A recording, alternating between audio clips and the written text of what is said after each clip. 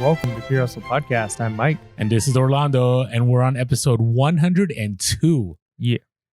I'm still shocked that we're over the hundreds. It's amazing. It's a cool feeling to be at, and I'm super excited that it's still going, right? Like we're still going, and we're still here. Yeah, we're still here. People still listen. Yeah, and I feel like the content is just going to keep getting better and more relevant and more, useful as we go and grow, right? And hopefully that our listeners are gaining more and more out of it, and our listener base continues to increase, which is great. So the bigger this community gets, the better it's going to be. So, and today we're talking about using emotions to increase profit, right?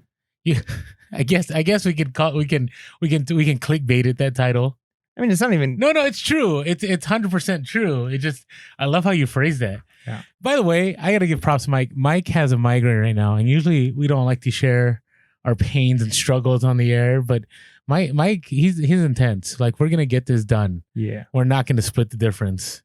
No, we're gonna make it happen. Yeah, this is happening. So today we're doing chapter 3 of Never Split the Difference. And I think we're going to be a little bit more realistic going into chapter 3. We've gone into the last few episodes thinking we were going to pound through 2 or 3 episodes at once. But so I'm wondering, how do you guys feel about it? I want to know in the comments. Sure. Are you okay if, our goal was to have 2 episodes per book. Right. Right. And we kind of met that. I think, was there one book that we went 3? It might have been Cardone. One we did 10X rule.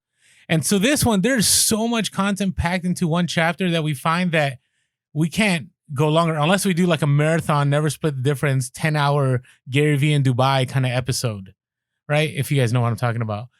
And nobody has any idea what you're talking about. No, Gary Vee did a 10-hour vlog. No, it was like 12 hours. Like, it was just on YouTube, like him in Dubai for 12 hours. And I'm sure it was all as in-depth as the stuff that was talked about in here. No, I know, but consider serious psychological analysis of people and evaluations of how emotions can work in life and utilizing that. But I will tell you, I am leaning towards us having some kind of marathon episode. This is the second time we brought it up. We brought it up in the live. I brought it up. You haven't brought it up at all. And I can tell right now, I see your eyes looking at me and you're like, this isn't happening. But I think it'd be really cool. Let us know in the comments below. Yeah. I mean, what Orlando is really wanting is he wants someone to just have a camera on him for 24 hours. And so you can watch absolutely everything, No, you do not want to know everything. My life is so boring. I can't even tell you how boring my life is. Yeah, especially right now with Amazon and all that. All right. So, but it's not boring. Yes. Chapter 3 of Never Split the Difference by Chris Voss. So just a quick, recap of what we've talked about. I mean, I'm not going to go over all the details, but Never Split the Difference is a book by Chris Voss, who is a former FBI negotiator. He's dealt with terrorists, both foreign and domestic, and dealing with hostage situations and talking people out of very, very intense situations. And so he uses his expertise with those experiences and kind of went to additional schooling at Harvard and other places where they kind of learned how negotiating works. And he realized that the skills and tools that they learned and used and honed in the FBI actually kind of transfer very well into the business world and just everyday life. And like we've talked about multiple times, one of the reasons we enjoy this book so much is it's a lot like we've mentioned, like a marriage counseling book or relationship books or other books, because it really breaks down how it all comes down to communication and understanding communication well. And this isn't just like a tips on how to communicate, but like this chapter specifically is how can you take situations and understand people's emotions, check your own emotions, and then use that in order to get the upper hand in a negotiation or to develop stronger relationships and things like that. And I think it's important to note that it's never split the difference. So we're not talking about compromise. We're talking about you taking it all. Right. Right. That's a huge difference. I remember earlier on when we were discussing this book, I'm thinking about, a mediation session or, you're going through arbitration, you're trying to walk away, and usually both parties are unhappy. Right. Right. I mean, I've always heard, I have a few friends that are lawyers and they tell me, mediation, arbitrations always work when both parties are unhappy when they leave. That means they actually came up with a compromise. Chris Voss is arguing for no compromise. You win, and not that they lose, but they don't get anything that they were hoping for. Well, I don't even think that's fair to say. I think you got to qualify with the situation where Okay, yeah. That's in a bank robbery situation. Right. Okay. So it's not a zero-sum game, especially when he's talking about business and stuff. Yeah, true. He's often talking about both parties do come away from a negotiation situation actually feeling better, especially like we're going to talk about a lot in this chapter, when you're able to label someone's emotions and you can calm them down and they can actually leave the negotiation feeling heard and understood. And the whole idea, though, of never split the difference is specifically in those high stakes situations is you have to win, right? Like you're looking to save someone's life or to get something like that. And in business world, you've got non-negotiables, right? There are certain things like I need to make this amount of money. The contract needs to look like this. And if we can't get there, then it's not going to happen because there is a good thing about compromise. And I don't think his book is going completely against compromising, but it's going against you not winning the trade, right? So I definitely don't think this is an aggressive book of like how to dominate, but I think you can utilize these things to increase your power. Never split the difference. Right. Well, that's pretty intense. But I think that when I read the tone that this is written I get the tone, but the tone is part of his emotional intelligence, I think. Right, exactly. That's what it comes down to. So the tone, like if we were to think of like Grant Cardone's tone throughout the whole thing is like you are going to crush it, you're going to win, you're going to dominate. All the hostages would be gone. Right. They wouldn't make it out. Well, whereas Chris Voss's situation is definitely more like DJ voice. Yeah, you're going to win. And I don't even just mean like the voice tone he uses in the different situations, but like the tone that it's written in isn't like you're going to come out of this and you're going to be like super hard and hardcore and but this is like if you put this stuff into place, you are going to be just a better human being that people will actually probably enjoy being around more. So it's not like you walk away as like you're just this jerk that's going to win everything, but you walk away as a more well-rounded person who ends up getting more of what you want because you know how to utilize situations and not take advantage of people, but to manipulate situations in the right way. Yeah, and I want to add though, Chris Voss, the way this book is written is well done in the sense that you hear his voice and you don't get this huge overpowering, like, there's no ego here. There is no ego, but it's not that it's there, but he talks about this, that in the end you're checking ego, but for the ultimate gain.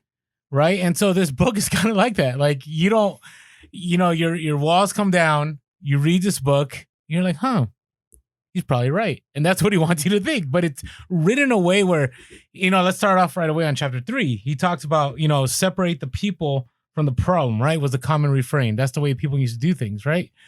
So if he started off right off the bat, in this book discussing how people don't matter, it's situations you just got to always win, you got to, whatever way, I don't think we'd be as impressed with the book. Right. It would have sounded like every other book not every other book, but some of the books we've recently read. Right. So, that's where I appreciate Chris Voss, and whether he wrote it or somebody helped him, did an excellent job of bringing in emotional intelligence into the writing. Right. No, absolutely. Yeah, so continuing with that quote where you said there, it says, separate the people from the problem was the common refrain, but how can you separate the people from the problem when their emotions are the problem? And we know how that is in real life, right? Like how often it is that it's emotions that are driving our decisions. We talked about that in an earlier chapter where, once somebody has something set in their mind a certain way, that if you come at them in a aggressive manner, we talked about the 2 pit bulls, things are just going to get worse. Right. And it's emotions that are driving those things. Fear, he talked about in the previous chapter, how big of an impact fear plays. And here it says, emotions are one of the main things that derail communication. Once people get upset at one another, rational thinking goes out the window. And that's the real world, right? Like that's whenever you're talking to people, I mean, going back to the idea of almost like a marriage counseling or like a relationship advice, when people's emotions are high and people are heated or they're upset or they're frustrated or whatever it is, you're never going to have a productive conversation. In fact, usually things get said or people do things that they end up regretting later, right? And so the whole point of this chapter is not to take a situation and just ignore those emotions, but recognize that those emotions happen to be the primary thing that needs to be dealt with so that you can end up having a meaningful conversation and potentially a great negotiation and increase profits or relationships or whatever it is you're looking for. Yeah, and you see that even on the very small micro scale. I'm thinking of just going to garage sales you see an item, right? You see two kinds of negotiations happen. We've talked about this before. You have the first person, like the old school, and they may not be old school. They may just learn a certain way. But for instance, let's say this is my cup. They'll pick up the cup and then go, wow, this is trash. Like this hasn't been washed. It's been washed, but this hasn't been washed in weeks. Like there's debris everywhere. The lettering's coming off. Like I'm only going to give you $1. How about $1? It's like, what if this cup means a lot to me? This has Pure Hustle podcast history. If you're wondering on the podcast, I'm looking at my Diet Mountain Dew cup. I thought Mike was moved his mug because I was gonna make it spill, but this has sentimental value. It's a cheap cup. It's a cheap cup. Mike ordered these. I don't know. We might be releasing these. Some people have asked. So, there's a lot. So if somebody was trying to negotiate this from me at a garage sale, that automatically would get me heated, which I don't get heated very much. But they push the right buttons, and I'm like, nope. Like I'm done talking. No, I'm not. You can offer me $100 and the deal is not happening. Okay, maybe 100, but you're not going to get it. But if somebody comes to you and says, hey, it says Pure Hustle podcast. Talk to me a little bit about it. I'm kind of interested. Like is this, and I started sharing the story and what it meant, and they begin to relate, and they see my emotion, right? And they see, walls come down because now I'm like, this person's genuinely interested. Then you can begin the negotiation process. And I think, I don't know if I'm off on this, but that's kind of like where Chris Voss is leading in this chapter. Yeah. And specifically, I mean, that's a good example when it comes to like negotiating at a garage sale or something like that. But like think of a lot of times many of our listeners, you still got a 9-to-5 job or something like that. And oftentimes when we're dealing with things like pay increase or change in benefits or hours are getting changed, right? You're dealing with people's lives. People get very upset. So you might be very upset because something happened to you at work that's going to impact you financially or time-wise or whatever it is. Your boss or your manager is making decisions the best they can. They're dealing with stress. So if you can tell that they're upset, you're upset, you go into a conversation trying to get the situation resolved. And if you go in with those kinds of emotions, or you recognize that they're dealing with emotions, they might feel like you don't trust them as a leader or whatever it is, you're going to end up having a problem. Here it says, that's why instead of denying or ignoring emotions, good negotiators identify them and influence them. And then later on it says, for them, emotion is a tool. And so when you can recognize that, if you can control your own emotions and learn to recognize and have that emotional intelligence, like you were talking about, if you can manipulate and control your own emotions, recognize and help move other people's emotions into the proper way, then you're going to have much more meaningful conversations. And just a quick aside on emotional intelligence, and we may have brought this up on a previous podcast, but emotional intelligence, like IQ, when it comes to intellectual intelligence, people can usually learn a whole lot more than they already know. Like most people never reach their potential. However, like your actual IQ for the most part is set. Like that's kind of a thing. Like people, and I don't mean to say like you'll never get smarter, because most people don't reach their potential, but like there are levels genetically that you can reach, like intellectual. Like not everyone's going to be Einstein. Not everyone's going to be Tesla, right? Like studies prove IQ is pretty set, but emotional intelligence. No, that's not true. It is true. No, because mindset, the latest studies by not Angela Duckworth. I'm thinking about the other lady. Yeah, no, but yeah. So I'm not saying that success, because IQ doesn't always relate to success. No, agreed. But I don't want to belabor the point. But studies have shown lately that IQ is not predetermined. That it can definitely be changed. I'm just trying to, the book I'm talking about. Grit? No, the other book. There's the Angela Duckworth book, the Grit book, and then there's the other book about mindset and IQ. Right, but well, then maybe agree to disagree here. But for the most part, like you can try as hard as you want, you're not going to be Einstein, right? That's the point I'm trying to make. Like IQ, like the people who can make like genius level, people who are in like the top, 10% of intellectual intelligence. That is something that's pretty set. Now, like I said, that doesn't mean people have reached their potential. Like if people were to read more, people were to do things, they could be much smarter than they are. But emotional intelligence is more malleable. People can learn emotional intelligence. No, I agree with that. Now, the only thing I was going to mention, if you haven't checked out this book by Carol Dweck, Mindset. Yeah. Right. Yeah. She says clearly in Mindset though, the IQ is set. But it's in the beginning, but then it's like a muscle. Right. And you can expand that muscle. Right. It's like anything. It's you're set in a certain way, but that doesn't mean you have to end up that way. Right. But that doesn't mean IQ changes. Like IQ is pretty predetermined. And we'll agree to disagree. All right. Well, I'll prove you wrong after this. All right.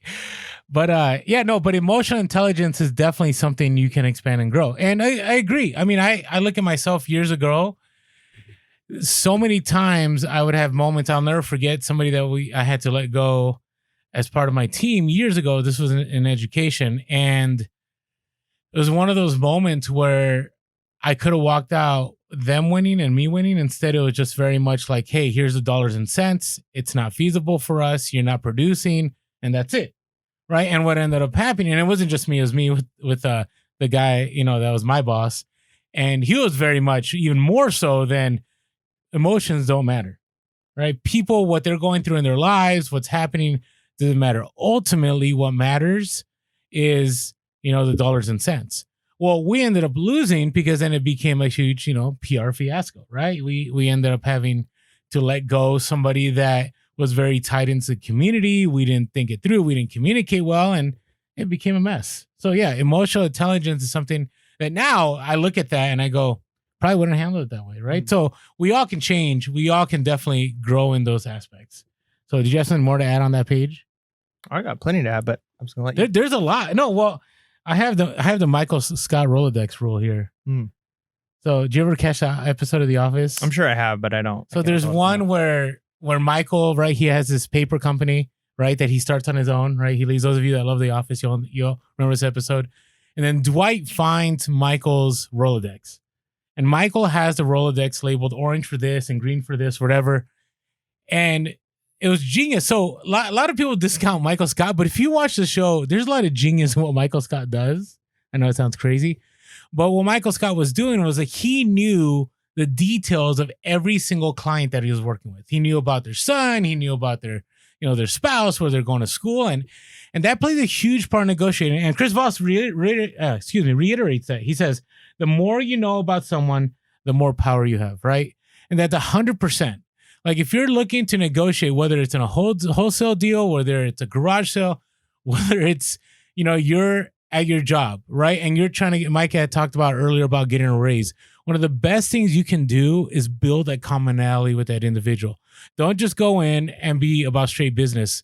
I can tell you in my 15 years of being in the professional world, I never once ended up getting paid less. Every year I was able to negotiate some kind of raise every single time. And one of the reasons was, and I'm not saying it's because I was any, great individual. I knew how to work things, but I understood, number one, what the needs were that people needed. And two, the angle to speak to that person based on who they were. So I knew if a certain person was all about encouragement, I knew to approach that person about how I can make myself more invaluable and encourage things that would encourage everyone else and build a greater team aspect. And therefore, I was able to negotiate, maybe adding something extra to my plate, but negotiate a higher salary. The other one is I dealt with a boss who was all about dollars and cents. So if I could prove to him where I could save money and where I could make money on one way, then I could say, hey, all it's going to cost you is this much. And if you think of the long term, you're going to make a lot more money by paying me this amount. I understood that he was very much dollars and cents. And year after year, I'd be able to prove my worth and get that, raise salary. So I say this out of experience and out of knowledge that definitely you got to understand. We've talked about this before, right? When you communicate with people, you got to be at the level or the understanding of where that person needs to be met. Because if you try to speak to everybody the same way, you will lose, I think, a lot of the time. Yeah, and one of the things that he talks about, because the big story, because there's always one big like real life hostage negotiation or some big event that happens that he uses as kind of the background for the story and the things he's talking about, and then a handful of like business examples, and then a handful of like personal relationship examples of how it all kind of comes together. And in this instance, there are a couple of people who were wanted for, I believe it was murder. It was a couple weeks ago that I read this, but anyways, they were involved in a shooting. They're locked up in a Harlem apartment, and they're trying to get them out. They've got the building surrounded, and it took 6 hours for them to be able to actually get these people out of the building. And in fact, they were so quiet in there that they were like, we're not like, are they in there? Like, what's going on? And it took forever of them just, using this emotional intelligence and recognizing their emotions and doing these things to get a hold of them and get them out. But one of the things that, and it kind of goes back to our last chapter with the bank robber, is it says this. It says, getting to this level of emotional intelligence demands opening up your senses, talking less, and listening more. You can learn almost everything you need and a lot more than other people would like you to know simply by watching and listening, keeping your eyes peeled and your ears open and your mouth shut. And I think that's one thing, like I can identify about myself that I'm pretty good at, especially in new situations. My weakness is after I get comfortable with people, I kind of stop doing this. But when I'm in a new situation, I think a lot of people, they're more like this in a new work environment or around new people, is I'm a watcher, right? Like I will kind of be on the outskirts. I'll kind of be a chameleon. I'll kind of just figure out what's going on, who's who talks to who's saying what. And if you're careful and you're paying attention, you can quickly find out everybody's dynamics in a work situation, like who likes who doesn't like who, which bosses people like which, just by watching and listening. And just like it says here, the reality is people will often give you more than they want you to know if you're willing to listen and pay attention. Just by listening, just by watching, just by paying attention, people let things slip. But most people miss that stuff because they're so busy talking and interjecting and all of those things. So just kind of a reminder to do that in situations. Take the time, recognize which boss can I approach with a little bit more aggression? Which do I need to come with more, be a little, more fluff their feathers, as it were. Whatever it is, you can quickly tell what motivates people and then what kind of emotions they're going through. And by watching and paying attention, you might notice like, hey, Cindy, or hey, John, like you're normally, like I could tell they're normally really happy.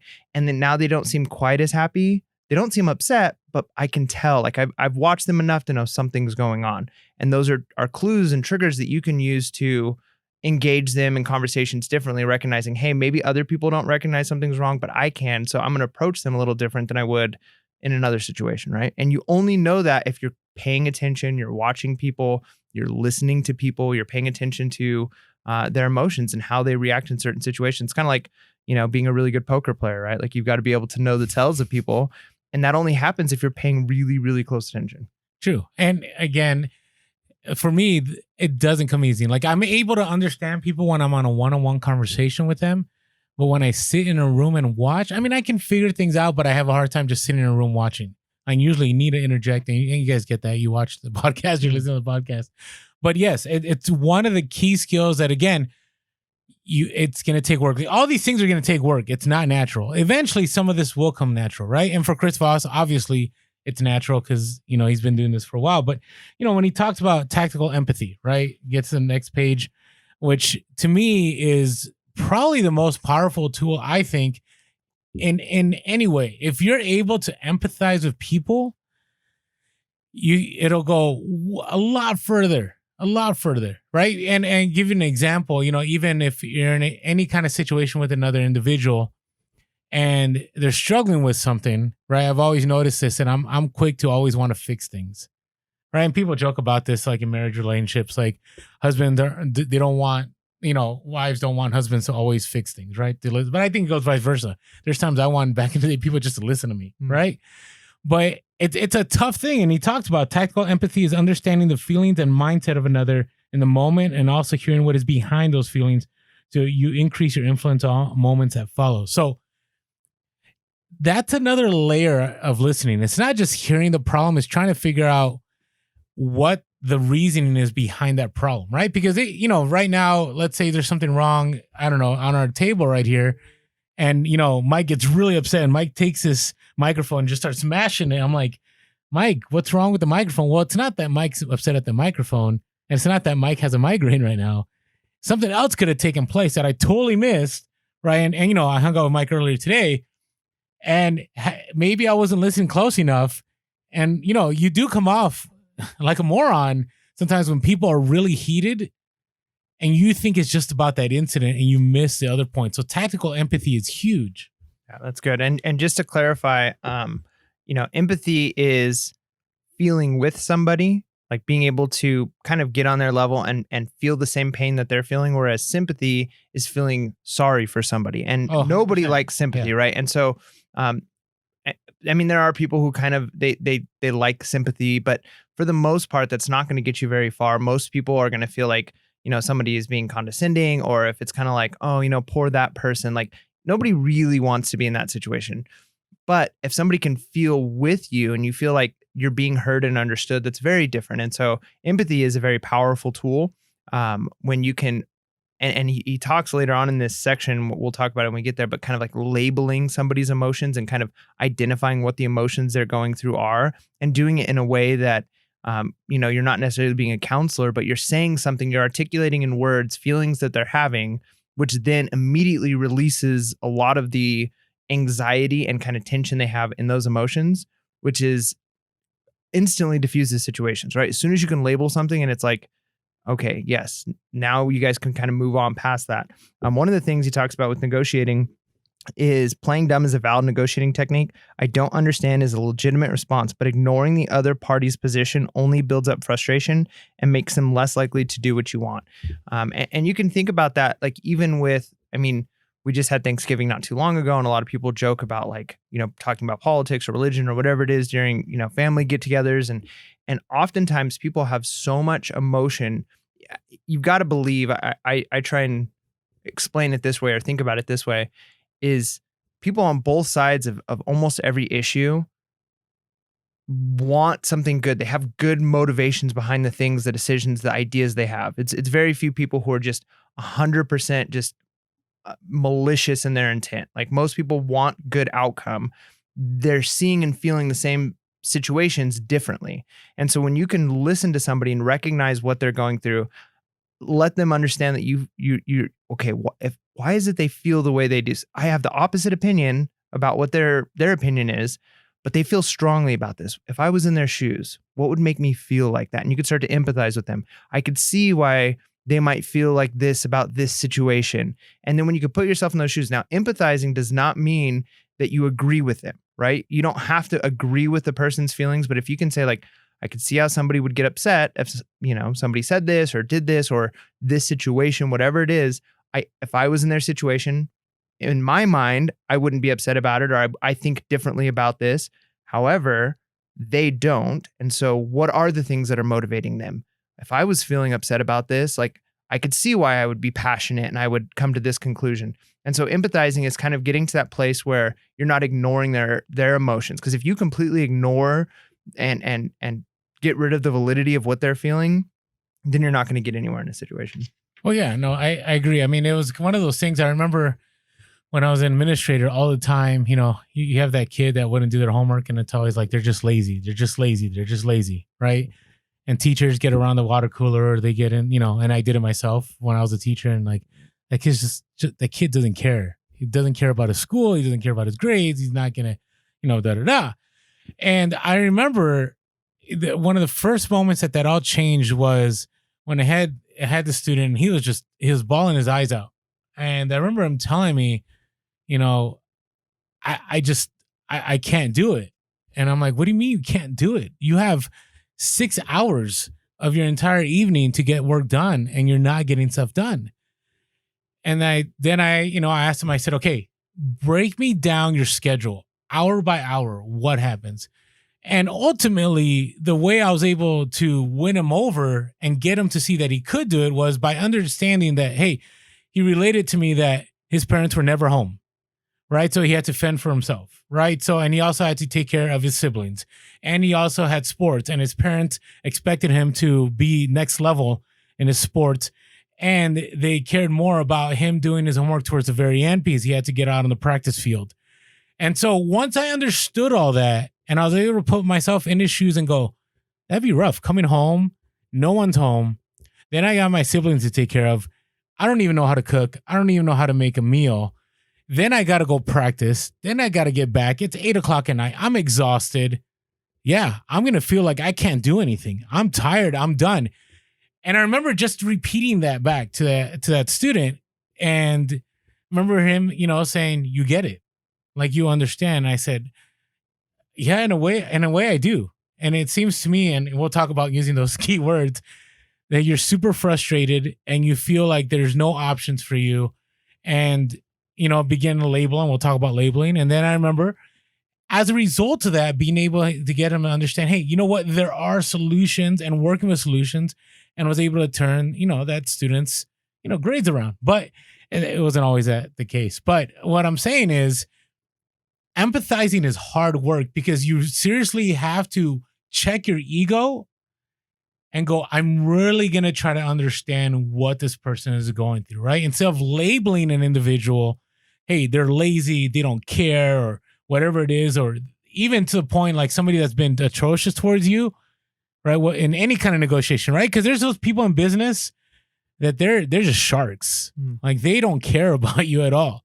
But if you're able somehow to gain that knowledge about what made them that way, you'll definitely go a lot further. And so I want to rewind a little bit. You had talked about playing dumb, right? And I find, in our podcast, when Mike and I get heated and things don't go anywhere, it's when we cut each other off and we don't ask each other questions like just earlier before, and we won't get into the mindset thing, but, Mike could have said, hey, where'd you find that? Or I could have said, really interested. Where did you know what I mean? And we could have had this conversation and we could have ended better, right? Or other times, I remember one time when you were just like, you're dead wrong. And another time I've done that, like, Mike, you're done. Yeah. And the conversation goes nowhere. Emotions get heated and we don't land anywhere, right? So what I'm saying is questions are so, and he's talked about this in Being the Mirror earlier on before in the earlier chapters, but it's so big in any kind of negotiation or trying to get people, to move onto another area or, level up. But first you got to get to that place. Yeah. And just to be clear, I am right in that situation. And so, that is the way it is. All right. He just lost. But to our listeners though, I'm not trying to convince you. I know you're a proof person, so when I show you the proof, you'll be fine. But I want to make sure our listeners are getting accurate I think I'm going to reread that book. I contemplated that. Yeah.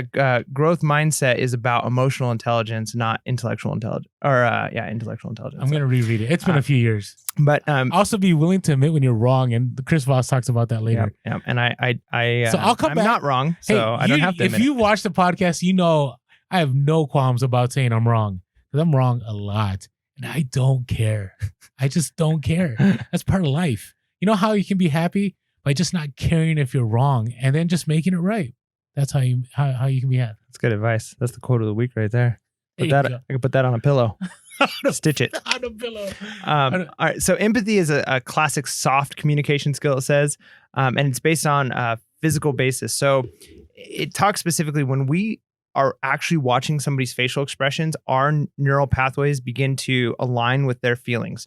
And we all know what this is like. So if you're really not paying close attention to somebody and somebody's talking to you and you're looking at something else, and you're doing something else, you're only half paying attention, you're not feeling the emotions with them. However, when you look at somebody in the face and you're actually having a conversation and you're not so concerned about your emotions, but you're listening like we talked about last time, and you see somebody's kind of facial expressions, you could see the pain that they're going through. And just watch it yourself when you do it. Like when somebody tells you like, hey, like my mom just got diagnosed with cancer, and watch your own facial expressions. Do you just keep it the same and like, oh, wow, that's bad? No, like usually you mimic the expression that they have on like you're heartbroken. Like you go into the same, like physically you can almost begin to mimic like we talked about last time with Being the Mirror. But neurologically, when we're experiencing empathy, we start to understand them better. And again, we got to remember that we're not necessarily saying, because he's talking about here, people who are going to go to prison, they've committed felonies, they are armed and dangerous. These aren't people that it's like, hey man, I understand why you did what you did. You're a good person. Like he's not doing that. He's not saying like, I agree with you, but he's understanding, hey, if I was trapped in a building and I know like, this is my last chance, I'm going to jail, how would I feel? Right.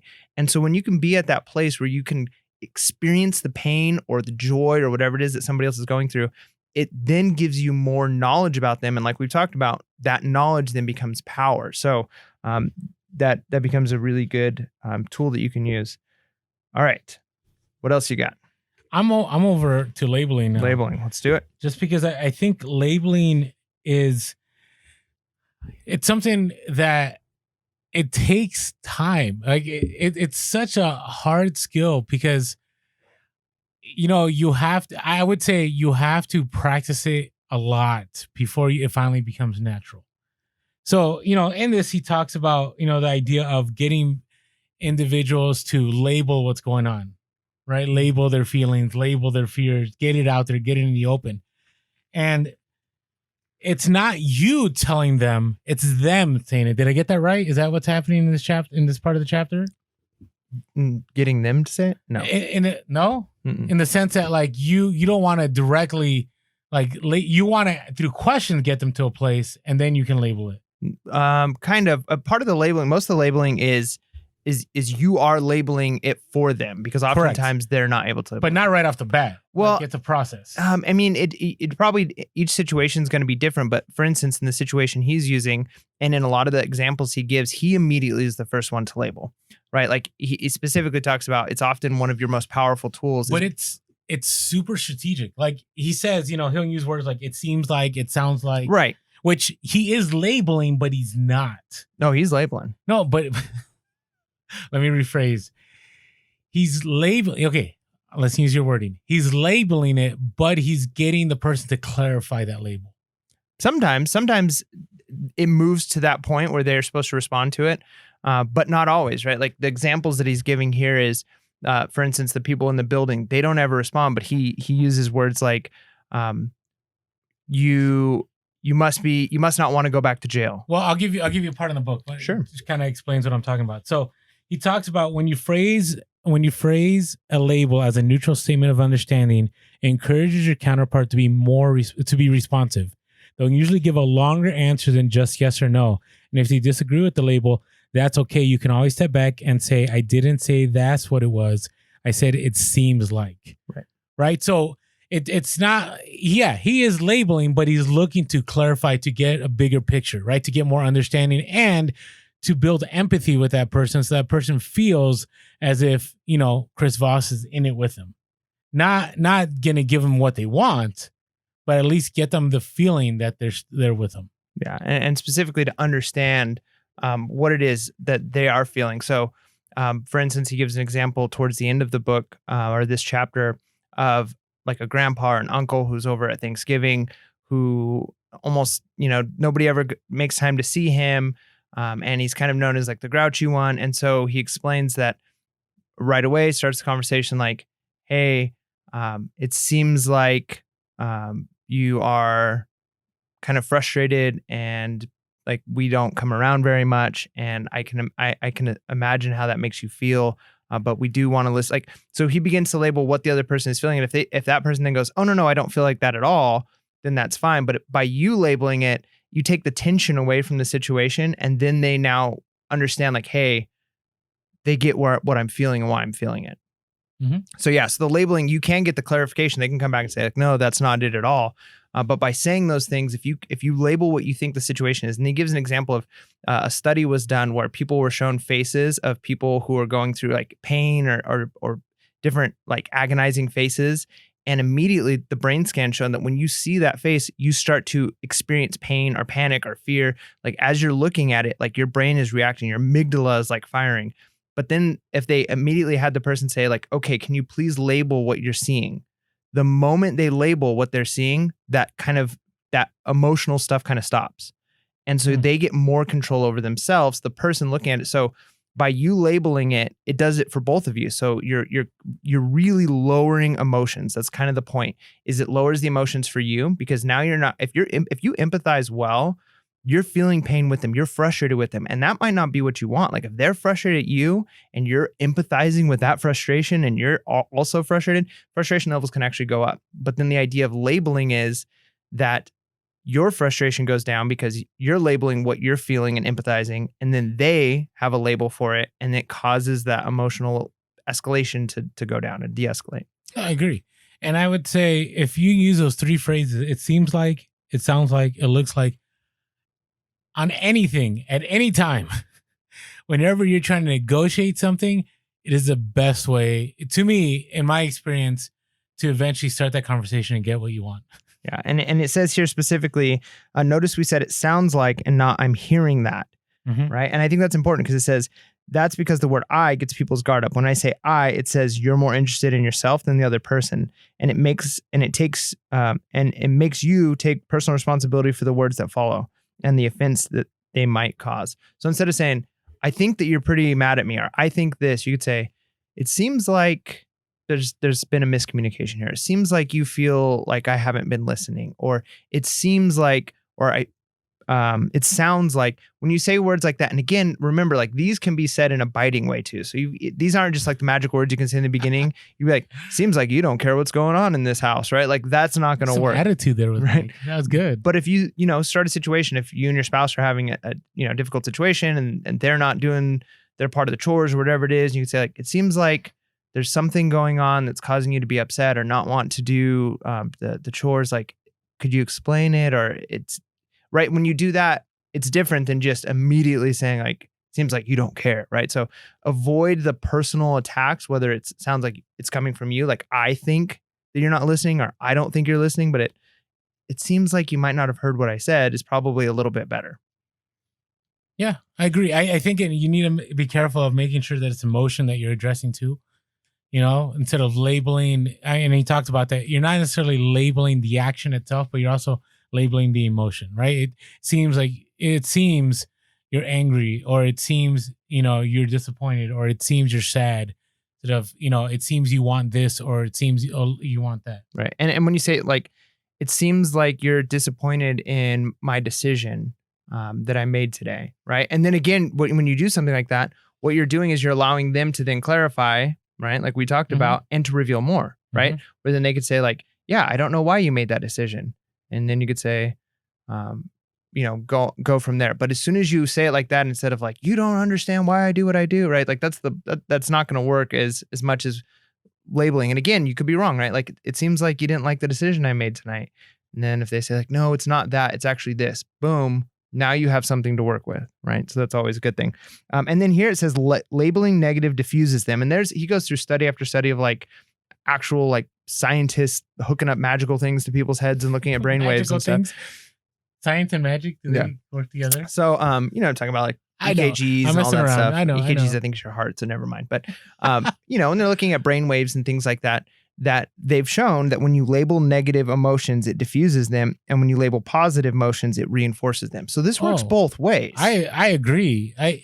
This goes back to, it's so funny. It goes back to 10X rule, right? Where Cardone was talking about it kind of like thinking worst case scenario, right? We always want to go worst case scenario, right? And I will tell you the times in my life, I am very big. So I'm just getting real here. I catastrophize a lot, like in the sense that I will think worst case scenario, right? So, it's really related to reselling. I remember last year at this point in time, I was like, oh, I'm done. Like I'm thousands of dollars in debt. Things haven't picked up, blah, blah, blah. But it was like, okay, no. Like, and when people started asking me like, hey, Orlando, I'm touching the mic, sorry. Hey, Orlando, like, do you really think nothing's going to sell over the next 6 days? Are you sure about that? And when I started going, you know what? You're right. I think things are going to be okay. And then you put that fear out there, right? And you destroy that fear, because a lot of things that we fear, right, our minds, and this is interesting. This was discussed in the 10X rule, I think. Our minds are so quick to just go to the negative. I mean, we're prone to the negative. No matter what part of our lives, that's where we want to go. And I think part of it is we want to be ready. We want to protect ourselves. We want to make sure that we're okay, right? But I love how he puts it out here, right? He says on page 59, the fastest and most efficient means of establishing a quick working relationship is to acknowledge the negative and diffuse it. Right now, it's not directly related to what I was saying, but I think in any scenario, I think getting the negative out of the way first is a win. Yeah. And specifically here, he's talking about when it's you, right? Because a lot of times you have to apologize. And he starts that section by saying, try this the next time you have to apologize for a boneheaded mistake, right? Is going right into the negative. Label it, right? Label how they might feel for the decision you make. And he uses here. His example is kind of out there. Yeah, I'm gonna paraphrase. No, I actually think it's great. I think it's a great example, but I'm like, would I have been willing to joke around on the phone with somebody like this? I don't know. I think it's good. I've used similar things before in the past, and it's been very effective. And I'm gonna use G-rated or maybe PG-rated language here instead of the. You're also rated. Yeah, instead of the R-rated language he used. But he says, I found the phrase "Look, I'm a jerk" to be an amazing, effective way to make problems go away. And I think that's true. Like when you can say like, hey, I know I seem like well, a that's jerk. not the part I was talking about. It was the part when he calls the head of the state agency and says, "Forgive me, Father, for I have sinned." Oh, I see. That's what I was talking about. Like, you know, you have to have a certain comfort level to joke with someone that is above you. And I think even that, like, what is the other person going to do, right? Like, they might be like, because the point, really awkward. But the point he was making is, so he goes to another country without getting proper approval to go into that country and to kind of do like investigation stuff, and because of that, you have two agencies now almost butting heads and almost this power struggle, right? Mm-hmm. So even though that's awkward, by him calling though and saying like, "Hey, I didn't get approval," forgive me, Father, I have sinned. Basically, what he's doing is, look, I'm not in a power struggle with you. I'm coming to you and I'm asking forgiveness. I shouldn't have come in the way I did without getting approval. Look, I'm a jerk. I'm sorry. And immediately it diffuses it, because even if the other person is like, this is a little awkward, they're not fighting for that power, right? They're not like, look, I'm the macho one. No, I'm the macho one. It's like, I'm sorry. It's a joke. He's making a joke. Forgive me, Father, I have sinned. And so, yeah, like that specific joke is a little, might not work in every situation. But can you imagine the person that you are in a power struggle with hearing that and immediately not being diffused, right? Like they're going to be like, they'd probably laugh and be like, oh, that's a little awkward. But like, hey, okay, so I don't have to worry about you trying to take my job, right? And he says top guys like to feel on top. They don't want to be disrespected, right? And I think that's true. That's a good thing to remember. All right. But yeah, that's a good one though. Like, have you ever used the like, look, I'm a jerk, or I know I'm a jerk, right? I know. All the time. Right? That is so powerful when you can do that, when you can start a conversation that way, and admit, like, especially when you make a big mistake. And he gives an example in this story of a company who got a contract with another company, got a contract and then ended up like not working out. And then one contract was kind of, or one of the participants was not providing what they said they were going to provide, and the other one kept having to raise the prices or not giving them as much of the cut. And so the way they resolved it was the company that was the bigger company that kept having to reduce the amount they were giving the company they had the contract with, basically was to come in and say, look, I know we must seem like the big mega company that's just coming in to squeeze the last dollar out of you, right? Like, I know it seems like that, and not that I know, but I know this is what we are, right? Like, this is what it seems like. You must feel like we're that, right? And then yeah, kind of, but not really. Like, we know you're not trying to do that. And so by coming in and saying like, look, here's how I've messed up. And I found that that's really powerful. I'll give an example. So my new teaching job that I have, it was right after eBay opened. I went to the interview, and it was supposed to just be like, I literally got off the plane from eBay open, landed, was wearing the outfit I was supposed to wear, but I think I like forgot a belt or something that I had to like rush to the house and put it on really quick, get to this interview, show up at this interview, like breathless, do the interview. And as I'm sitting in there actually like filling out like the last thing before I sat in this panel, the office lady says, oh, I forgot to tell you, they wanted to do like a demo lesson with you, but I forgot to tell you ahead of time, so they're not going to do it, right? Like, because you usually, for a demo lesson, you got to prep for and be prepared for. I didn't have anything. And so I was like, okay, they're not going to make me do a demo lesson. She said, they might just ask you like what you would do in a lesson. I'm like, okay, that works. Then after the interview was done, they go, okay, we actually have some students here for summer school. We'd like you to do a demo lesson. We know you didn't have time to prepare, but here you got like 10 minutes, right? Panic, right? So I do the best I can, but I know there's little things that I mess up. So immediately I went home. I'm hoping I feel like I did a pretty good job with this lesson, but I'm writing down everything that if I was watching it, like I would have nitpicked and I would say like, yeah, he didn't manage the classroom well in this situation. He responded to this student this way. He didn't have this prepared. He didn't like, what were the things that I could have done better, right? I reflected. And then when I got called for like to come back for like my second interview, before they could even really ask me anything, they're like, yeah, we loved your demo interview. First thing I said, or your demo lesson, the first thing I said is, yeah, the students were so great. Like, I wish I would have had more time to have like a connection with them, because I feel like I wasn't able to connect with the couple students up in front because I didn't really know that the one didn't like this. And I immediately started to recognize the things that I did wrong, right? That takes the sting away from it, right? Because then it's not something they can accuse me of. It's not like an awkward thing. And I'm acknowledging what I messed up with or could have done better and how I would have fixed it. Immediately they're like, yeah, that's so good. And like, we were going to ask you if you'd have done anything different, but like, that's perfect. That's everything you want to hear. Here, sign the paper right here, right? Like, that's kind of how that worked. And so in situations, like, always think, go in prepared to admit your mistakes immediately, Because if you do it, if you're the one that admits the mistakes, you take the sting out of it. If they have to accuse you of something and you get defensive of it, totally different ballgame. Agreed. I have more to share, but I want to take a quick break to share about our social media real quick. Let's do it. So if you haven't had a chance, we are on Instagram, Facebook, and TikTok. We are Pure Hustle Podcast. We're also on Twitter, Pure Hustle Cast. If you ever want to give us a call and chime in, let us know your thoughts. 619-738-1170. That's 619-738-1170. If you ever want to shoot us an email, we are purehustlepodcast@gmail.com. That's purehustlepodcast@gmail.com. If you're listening to the podcast and you want to see our lovely mugs, know what we're talking about, you can always go over to YouTube, hit that subscribe button, and hit that notification to be notified when anything new drops, like the live or, which we may go live again. Yeah, that might be a more frequent thing. I really enjoyed the live. Thank you, all of you that showed up for that. That was super awesome. And, if you ever want to say thank you in a monetary way, there's a link below. Thank you. We always get these random donations like, whoa, like, where did that come from? So we are grateful. And for our reviews, I think by the time this episode drops, we may be at 200 or we're at 199. We're like right there. So if you haven't had a chance and we've been able to bring you value before you even donate anything, unless you're donating a few thousand, write up a review. We just want to say, just let us know your thoughts because it really, really helps us. Mike's talked about that multiple times. So we are grateful and grateful for all of you, especially, with this level up review, right? There's some things we'll get wrong. There's a lot that I'll get wrong. But there's a lot of value in these books, and hopefully they help you not only in your reselling life, but in other aspects of your life. And by the way, we're not motivational speakers in any way. We're learning with all of you. All right. So what you said is 100% the best way to handle things. Okay. So let's talk about how Orlando doesn't handle things well.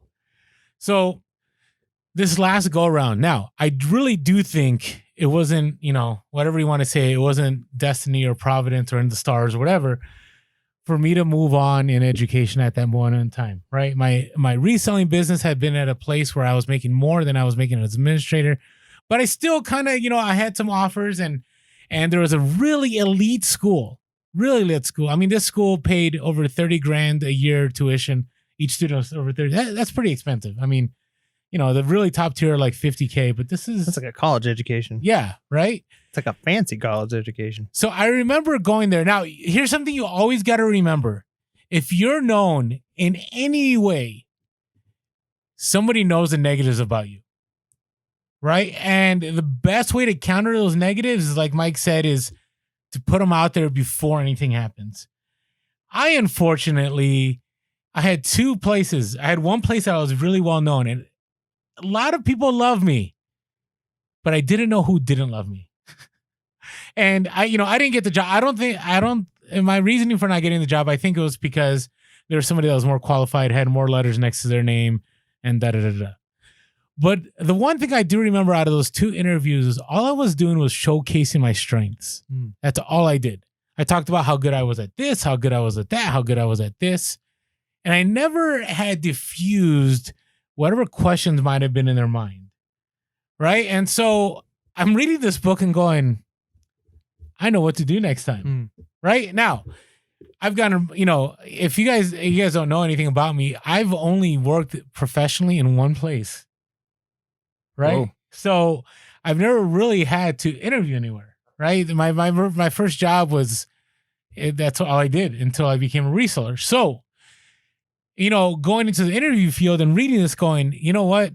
These individuals probably, and these were teams. One room, I was being interviewed by, I think, 35 people, right? Because this was an administration job. So, faculty members were there, board members were there, everybody was there, right? And all I did is, Orlando's so good at this, Orlando's so good at that. And I think I could have come out stronger had I, in the beginning, go, hey, I know there are certain things you've heard about me. Because I remember there was I don't know, I don't want to get into much details, but there was a scenario that where I worked, some people believe wasn't handled well. And it ended up getting out there and people heard about it. Instead of me talking about how I did eventually a little bit kind of like backtrack and go, yeah, if I could do it over, I would do this instead. Instead, I should have started with, you know what? I think we blew it. See, even now I struggle saying it, right? Because I was part of that decision. I wasn't the sole decision maker. what did George W. Bush say? I'm the decider. Was that what he said? So I wasn't. I think that's what he said. So I wasn't the decider on this. Not a real word. But I was part of it, right? And so had I right off the bat said, you know what, it seems that from the outside, I failed at this and this and this, and you know what, you're probably right. I think my authenticity would have come through a lot better. Yeah. At the other place, I was at this elite school, and I'm thinking I just got to show how good I am going to be. I'm going to beat everybody. But had I had said, you know what, this is a place that I can't relate to because, on a socioeconomic scale, it's completely different than what I know. So I'm sure there's going to be something I'm going to have to learn, blah, blah, blah, which I knew ahead of time, but I didn't want to show weakness. And I really do think, I thought this, Mike, I think I've shared this place. I really thought I had this. I had the right letters next to my name. I had the experience. I had everything going for me. I even had somebody on the inside who was putting my name out there, and I still didn't get it.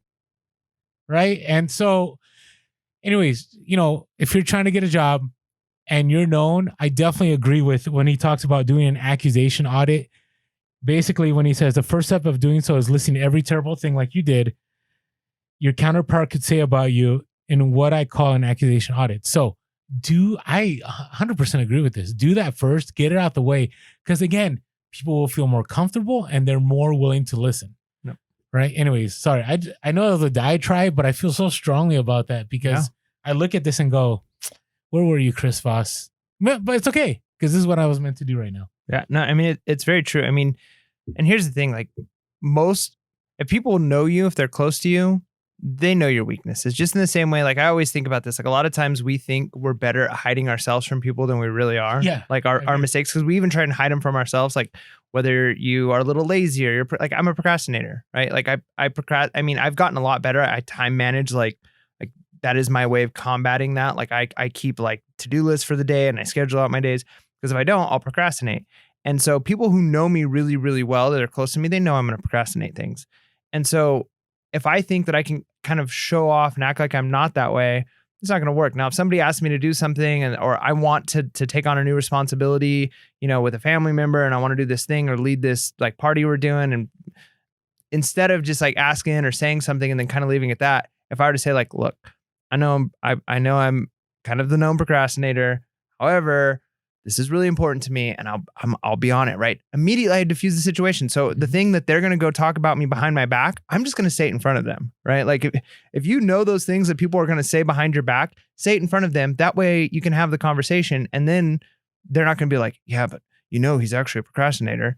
They're going to say like, hey, I mean, we know he procrastinates, but he seems to really care about this one. And you know what I mean? It's a totally different situation. And so have that audit trail. And maybe that's something you have to do with yourself. Maybe you have to have an accusation audit on yourself in every situation and kind of reflect. And I don't think that's something people do often enough because a lot of times, I mean, teaching is a field where there's lots and lots of observations and you're kind of forced to like, okay, like go through the lesson. How did it go? What worked well? What didn't work well?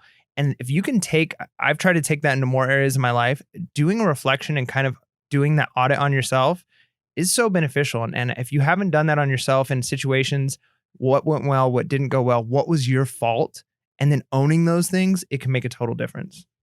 Agreed. And, and he reinforces that with the example about, the negotiation was trying to deal with ABC and the payout.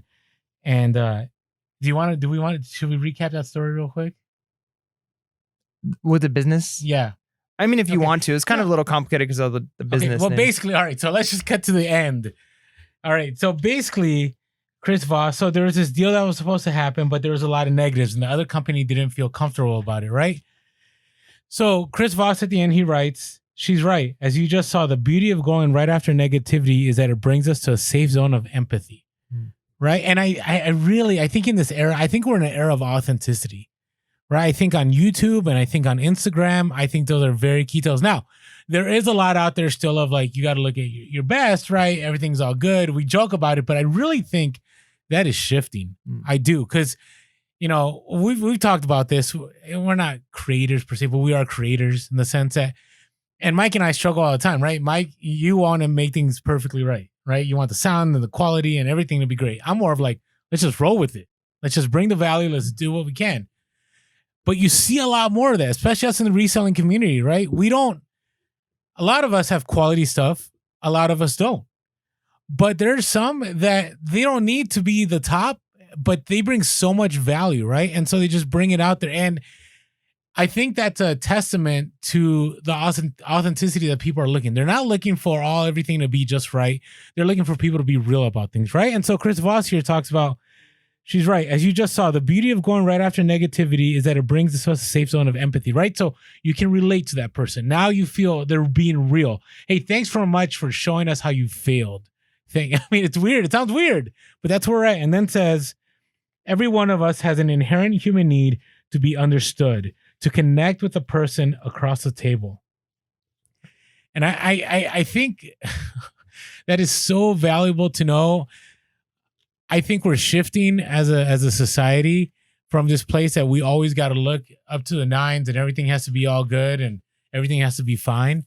And I would say even in the reselling community, one of the best ways for you to make communication and connection with other people is being real about your failures, right? So before, you always worry about, oh, people are going to call me out on this, call me out. That's okay. Who cares? Right? Because you can negotiate, you can get help, whatever, by just being authentic about things and doing the accusation audit, even on your own business. So anyways, I don't know everywhere I was going with that, but I wanted to share. No, that's good. Two things that kind of reminded me of, and I wanted to make sure I didn't forget to say on this, because as I was reading this, even with the labeling thing, like one of the things that popped in my head was something he actually addressed was that's going to bug people. Like people don't want you to don't tell me how I feel. Right. And he says, and he had proof and evidence. People don't notice. He said, people don't even notice that you're doing it. If you do it right, like if you mention something about how somebody's feeling and you're saying, and you label the feelings that it seems like they're having, he says, people don't notice. And they're not, if you're saying it right, not like, I think you are, or I think you are upset, but you say, it seems like you're pretty upset. People aren't going to react with, don't tell me how I feel. Right. Especially when people have a lot of emotions, they're not even going to notice you're doing that if you're empathizing well. So that was just one thing to kind of put out there, because I'm sure some of our listeners are like, yeah, you got to be careful. If I told my boss that they seemed like they were upset, they're going to be really even more upset, right? But if you practice this, do it right, people aren't even going to notice, right? So that's part of that building the empathy. The other thing is he had a great example of this in the icebreaker. And I think sometimes we could look at the extremes, big business negotiation or a hostage negotiation. But this is a great example. He says okay, I had an icebreaker in my class. He says, I had somebody up front. I'm like, all right, I want somebody to come up and try to negotiate and keep me from killing the hostage. Right. And he goes, as soon as I say that, nobody wants to do it. Cause it's first day of class, right? Nobody wants to go up against the professional negotiator. He goes, so then the next thing I say is, and let me just say right off the bat, this is going to go horrible for you, right? You're not going to win. And second of all, the people who volunteer are probably going to actually get more out of this class than those who don't, right? He says everybody kind of laughs and chuckles and then immediately hands go up, right? And he was talking about that of people don't notice, so by labeling look, I know you guys probably are a little nervous about doing this and you should be, because it's going to go terribly, right? He immediately does kind of the audit trail, right? This is going to be bad. You're not going to win. Now people it takes the pressure off of them. They're not what if I look bad, right? As soon as he says you're going to look bad if you come up here, right? It's not going to end well. Immediately that pressure is gone. And then he says, and you'll probably get more out of it, right? And so that's a negotiation skill. If you can kind of find ways of doing that and kind of labeling the very worst that can happen. And that kind of goes back to our 4-hour work week. That was one of the takeaways I got from that. Because he talked about the same thing, is if you label the absolute worst things that can happen. All right, let's say I go on this trip and I lose my job and my house burns down and this happens and my dog gets cancer and you list every possible thing that can go happen. Mike, it seems you're super concerned about what's going on. So if you were to label every possible bad thing that could happen in your life if you did take this trip, then you start, all those fears kind of go away and it's well, realistically, that's probably not going to happen. And if it does happen, then well, gosh, I mean, I've got insurance and I could get a new job, right? I'll give you a real life scenario. So I'm being real. So I was talking to a mentor, and this is when I was reselling. I think I was 6 months in, and I don't share this on the podcast, so this is an exclusive. But there was a point in time I was really worried. And because I'm not an entrepreneur by nature. Like a lot of people are like, put me against the wall and I'll fight harder. And maybe I am. I don't know. But I talked about before that I tend to think worst case scenario. I remember going, I'm really worried about this reselling thing. Like, what if Q4 goes bad? What if I spend all this money and then I'm in debt and then I can't pay it and then collections come after me and then I end up homeless? And I remember my mentor looking at me like, Orlando, tell me all the steps it would take for you to get there. Right? So we went through A through Z. Like, this would have to happen and this would have to happen. And then midway, he would go, do you think that's really going to happen? And then I'd look at him and go, no, like that's probably, and worst case scenario, I can always get a job. Or worst case scenario, I can always pick up more classes teaching at a college or university. Or I could do this or I could do that. And then my fear went away. Right? And it allowed me to be a better reseller because I knew that if I 10x stuff, I'll still be able to make things happen. Right. And actually, it's funny. Grant Cardone, I saw I can't remember the quote, but he had mentioned the fact that you're broke, not when you run out of money, but when it's kind of like you run out of that ability to believe that you can still make things happen. Something to that effect. And I 100% believe that to be true. I think that applies to reselling, being an entrepreneur, anything in life is when you've given all hope and you definitely go to a place that you can't do things, that's when you're done. And so bringing out the fear prevents you from getting to that place. So yeah, so I'm good. That's good. I've been good for a while. That's good. Anyways, all right, just thought I'd share that. That was a tough one to share. Anyway, go ahead. No, I mean, that's true. I mean, when you can label it and then, yeah, so sometimes you do say, like you said, that like, is this really going to happen? Probably not. But then even if you're to say like, okay, I'm going to put myself in that situation. I've lost everything. All right. Well, what would it look like to rebuild? All right. Like if the 1 in a million happens and I lose everything, then this is the steps I will take. Now the fear is gone and you move on. So I do think that was a good thing to take from that book. He kind of goes on to, I think, one of the most practical ways, and he kind of showed how there's multiple steps in this and how they all kind of flow together. This like doing the audit, acquisition audit, doing the labeling, doing this kind of this back and forth. And one of the things, and I think this is something a lot of people can relate to, is he gives an example of somebody who's on a business trip and his flight got canceled and he has to make it to this place in order to seal this deal. And if he doesn't get there, he's going to lose the contract. And he goes up and the person in front of him at the plane, booth is like screaming at the person working the booth, right? And like, I need tickets. And they're yelling. And the person's like, I can't do anything. I'm sorry. I can't help you. Back and forth. Finally, the person like storms off all upset.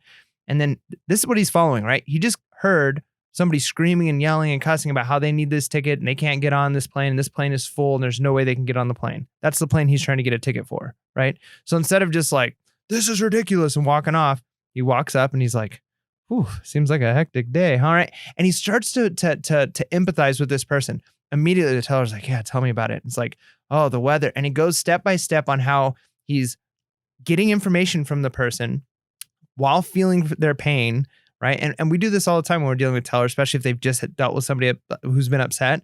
If you can empathize with them, like even the kind of like rolling your eyes at like the previous customer who just like that kind of stuff shows like, hey, like I feel you, right? Like what's wrong with that person? But it has to be genuine, right? Because you've watched those movies where it's like comedy and the person just looks obnoxious because like we're like, whoa. And it's like, no, that doesn't seem real. Right.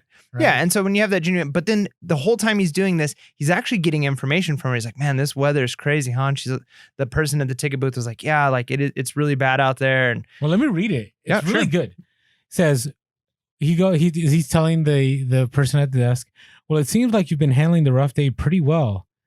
I also was affected by the weather delays and missed my connecting flight. Seems like this flight is likely booked solid, but with what you said, maybe someone affected by the weather might miss the connection. Is there any possibility a seat will be open? I mean, that's masterful, right? He goes in, he labels it, right? Seems like you've been having a pretty rough day, right? And then, right, he tries to empathize, right? I was also affected by the weather delays and missed my connecting flight. And then offers a solution. Then, but only based off information she gave, because she was like, yeah, there's correct. Some people are even calling because they're not like there's a whole plane that didn't make it, and there's other people. And so it's like, possibilities, right? Whereas the previous person is like, what do you mean it's booked? I want tickets, right? And it's like, well, she's not going to help that person, right? Like, because she's not looking for a solution for that person. To me, this is such a big deal. I can't tell you how many times in my life just spending those 2 minutes to talk to someone, right? It's kind of, it's funny. If you watched, no, it wasn't an IG story. There's a video we did when we went to a thrift store. Do you remember? Mm-hmm. And what was the first thing we shared this in a podcast. What was the first thing I did when I walked into that thrift store? Do you remember? I don't remember. Okay. It's so long ago. Like there's a random guy that came and talked to me, right? This older Filipino gentleman. He came and talked to me, and Mike, we're doing this thrift store video. Mike's trying to find stuff, remember, right? Yeah. And I decided not to. Instead, I decided to talk to this guy, and he was an employee at the store that shall not be named, who knew me and hadn't seen me in a while. And we just struck up a conversation. And guess what? In that conversation, towards the end, he had ended up, I think we worked out a deal for me to get something for cheaper, or there was something that we weren't able to know about. And he told, hey, this just came in, blah, blah, blah, blah. Right.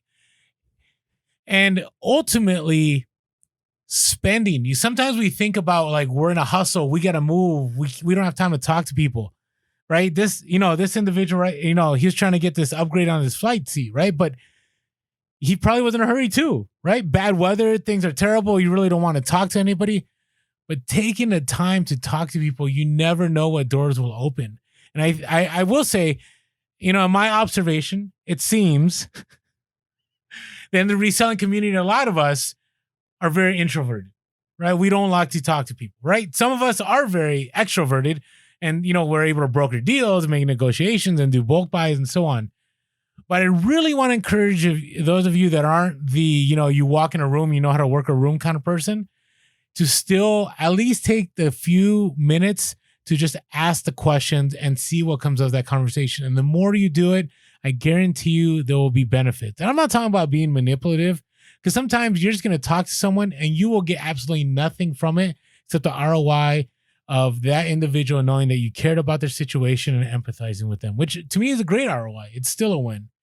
But I wanted to land it on this one because it wasn't just even tactical. It was just being human. And in the end, it ended up being a win for him. Yep. Yeah, it's good. I saw this today. I was at a thrift store, and the person like one register over from me was trying to buy like a blanket, and the tag was supposed to be like stapled on with 2 staples, but it was just like hanging on with 1 staple. And the lady was like, we can't sell this to you. Like, it has to be stapled on both places. Like, and the lady was like, but that's how it was. Like when I picked it up, like they're like, I'm sorry, like we could put it on hold for you and you can buy it tomorrow. And the lady just like shoved her cart, like slammed into something and walked out. And so I was able to kind of like just like eye contact with the lady who was checking me out and kind of just be like, whoa, right? To be honest, I probably connected realistically more with the customer in some ways. Yeah. But at the same time, if I was the worker and it's like, this is the rule, I can't, like, you can connect with both. And so to me, it made sense of like, I'm going to make this connection with the person who's my cash register so that they can kind of like have the laugh with me. Like, gosh, man, some people, because then what if something was going on with my stuff and I could potentially work something out, right? Like where it's like, if I'm just like, I can't believe you wouldn't sell that to her, I've just lost all possibility, right? So you got to be willing to work that. And going back to the idea of being introverted, he says this, with that in mind, I encourage you to take the risk of sprinkling these in every conversation you have. I promise you will feel awkward and artificial at first, but keep at it. Learning to walk felt awkward, felt awfully strange too. So just trying to label, right? Like you're going to feel really weird if you're listening to somebody having a conversation and then you label their feelings. It's going to feel weird at first, but the more you do it, the better you're going to get at it. And the better you get at it, the easier it's going to be. And then one of the things we didn't talk about specifically, but it was kind of on his key ideas here, is after you label something, pause. He says, pause. After you label a barrier or mirror a statement, let it sink in. Don't worry, the other party will fill the silence. And I promise you that's true. If you're having a conversation with somebody and you do something or you label something like that and you pause, everybody wants to talk. Everybody wants to fill empty space, right? And if you go silent, and that's one of the reasons we do like the silent method, is people are going to fill that space. People, they don't want to feel awkward. As awkward as you feel like sitting there in that pause, they do too. and they're going to feel it. They're going to say something there. And that might just be more information for you that you can now understand their emotions better. Or they're going to say like, yeah, I do feel that way, because maybe they have to process what they're feeling because they haven't actually labeled it yet. And then it says this: label your counterpart's fears to diffuse their power. We all want to talk about happy stuff. Remember, the faster you interrupt action in your counterpart's amygdala, the part of the brain that generates fear, the faster you can generate feelings of safety, well-being, and trust. Going back to that like accusation, audit? The accusation audit, going back to that, or just the like, whatever things are going, the sooner you label it, the faster you can move on. But some people want to just jump right into like talking about happy stuff. And we've talked about that in the past too. Like when you're going through something bad in your life, and there's some people who want to fix it by like, just like, well, but think of all the happy things. And they just want to talk about happy stuff. That doesn't always help, right? That is no, you have to be willing to let that individual feel that pain. Yep. I say that all the time because, actually I ran into somebody the other day and they're telling me a terrible situation they're going through. And they just dismiss it like, oh, I'll be okay. I'm like, no, you're not. I shouldn't have said you're not okay, but I should have said, it seems you're not okay, right? You're dealing with a really terrible situation. And then I remember they said, yeah, this is terrible. I hate this. And I said, you know what? You have the right to feel that, because everything that's happened to you right now, you don't deserve. And so, and it ended up being a good conversation, right? So I wanted to share the last part, and I don't know if you wanted to end it this way, but so he's laying the groundwork here. Don't misinterpret this chapter as it's all about feelings and empathy. It's laying out the groundwork for negotiation, right? He talks about that. This is a tool, not necessarily the ultimate strategy, right? This builds into the ultimate strategy. So be aware of that with this chapter, because you might have listened to this whole episode and you might have been like, well, but I can't, by empathizing and labeling, I'm not going to always, there has to be more to it. And there is, right? And he'll talk about that in the coming chapters and be really practical. But this is what I wanted to end on here.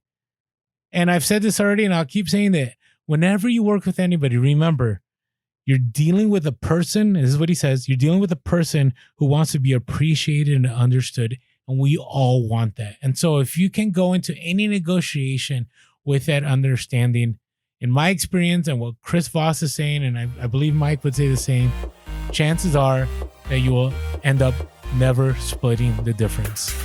And with that being said, make sure to be real, be relevant, and be reselling. Peace.